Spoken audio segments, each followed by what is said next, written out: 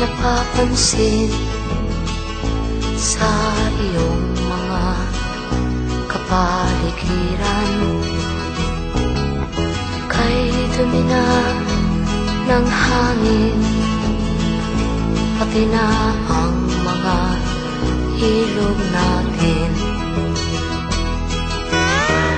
Hindi na masama ang pag-unlad, at malayo-layo na rin ang ating narating.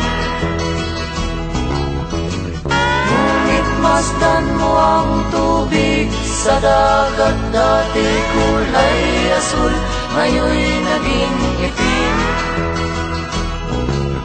Ang mga duming ating ikinalat sa hangin, sa langit, huwag na nating paabutin.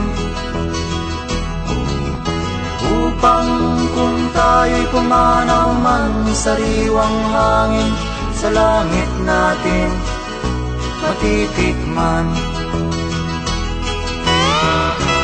Mayroon lang akong hinihiling, sa aking pagpanaw sana ay tag-ulan.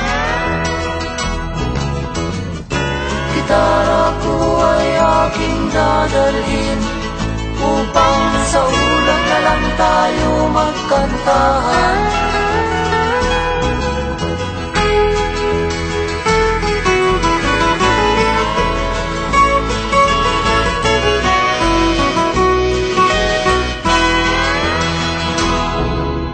Ang mga bata ngayon lang isinilang, may hangin pa kayang matitikman.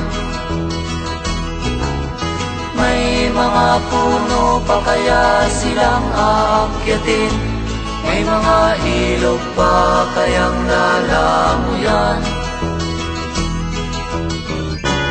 Bakit di natin pag-isipan ang nangyayari sa ating kapaligiran?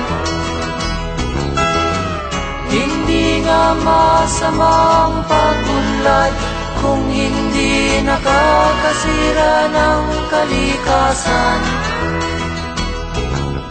Darating ang panahon, mga ibong dala ay wala nang madadapuan.